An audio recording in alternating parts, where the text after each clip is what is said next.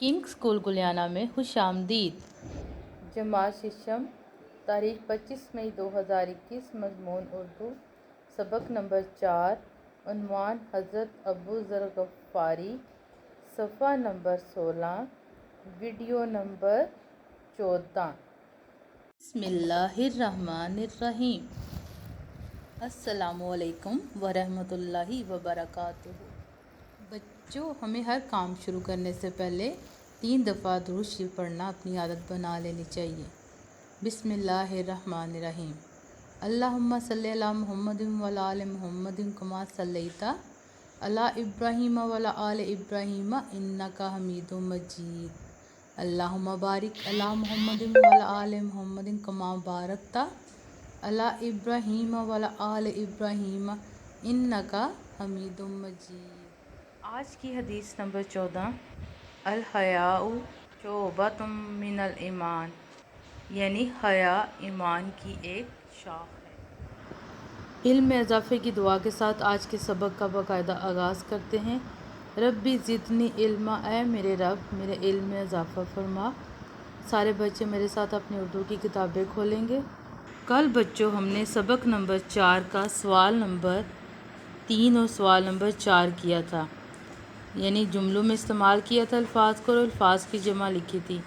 انہی 2 سوالات کو میں نے کہا تھا کہ آپ نے اچھے طریقے سے یاد کرنا ہے۔ ان 2 سوالات میں سے آپ سے جائزہ لیا جائے گا۔ جائزے کے لیے آپ اسی طرح اپنی کاپی ریڈی کریں گے۔ 25 مئی 2021 آپ ڈیٹ دیں گے۔ سبق نمبر 4 اسی طرح مارجن لائن ڈرا کریں گے۔ جائزہ اوپر لکھیں گے حضرت ابو ذر غفاری۔ الفاظ کو جملوں میں استعمال کریں گے۔ 2 میں نے آپ کو الفاظ دیے ہیں، ان کے آپ نے جملے لکھنے ہیں۔ ایک ہے عقیدت مند، ایک ہے پوشیدہ۔ نیکسٹ آپ کا سوال ہے الفاظ کی جمع لکھیں۔ یہ 3 الفاظ ہیں، ان کی آپ نے جمع لکھنی ہے۔ لفظ، اعلان، حق۔ یہ جائزہ آپ لوگوں نے اسی طرح نیٹ ایمانداری کے ساتھ یہاں آپ نے زبانیں لکھنا ہے۔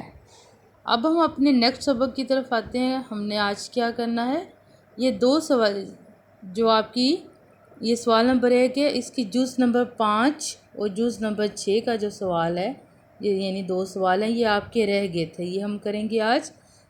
پہلا یہ سوال نمبر 5، آج ہم سوال نمبر 5 کریں گے بچوں کہ حضرت ابو ذر غفاری کی وفات کا واقعہ اپنے الفاظ میں لکھیں۔ یہ حضرت ابو ذر غفاری کی وفات کا واقعہ آپ نے اپنے الفاظ میں لکھنا ہے۔ اسی طرح آپ پیج ریڈی کریں گے۔ 25 مئی 2021، جماعت کا کام، سبق نمبر 4، جماعت کا کام، حضرت ابو ذر غفاری۔ سوال نمبر 5 ہے آپ کا، حضرت ابو ذر غفاری کی وفات کا واقعہ اپنے الفاظ میں لکھیں۔ حضرت ابو ذر غفاری نے 31 ہجری میں ربضہ کے ویرانے میں وفات پائی۔ ان کی زوجہ محترمہ ان کی وفات کے حالات بیان کرتی ہیں۔ جب آپ رضی اللہ تعالیٰ عنہ کی حالت زیادہ خراب ہوئی تو میں رونے لگی۔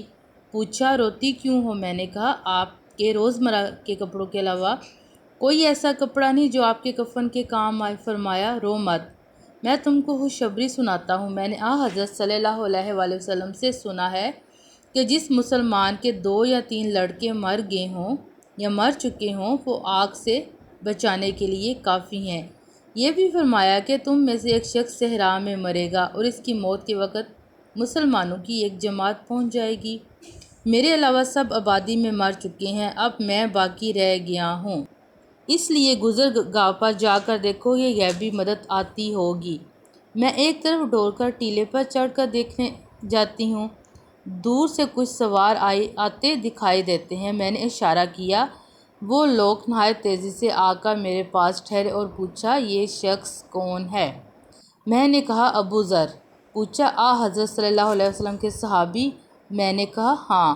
وہ لوگ یہ بات سن کر ابو ذر غفاری کے پاس چلے گئے۔